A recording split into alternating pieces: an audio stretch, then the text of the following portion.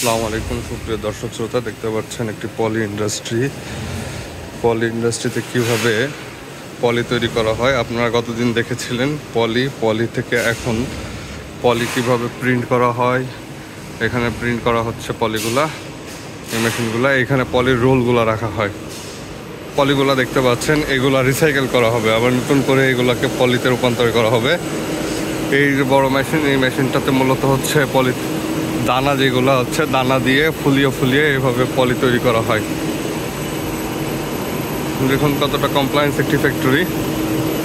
বাংলাদেশে এই ধরনের পলি ইন্ডাস্ট্রি আসলে খুবই কম আছে। এই যে বিভিন্ন যে ডাইজ অনুযায়ী বের হচ্ছে, এখানে দেখেন পলিগুলো ফুলে যাচ্ছে। দানা দেওয়ার পরে এইভাবে ব্লো করে এইরকম বেলুনের মতো ফুলিয়ে দেন, উপর থেকে ঠান্ডা করে এইভাবে নামানো হয়। দেখেছেন দর্শক শ্রোতা।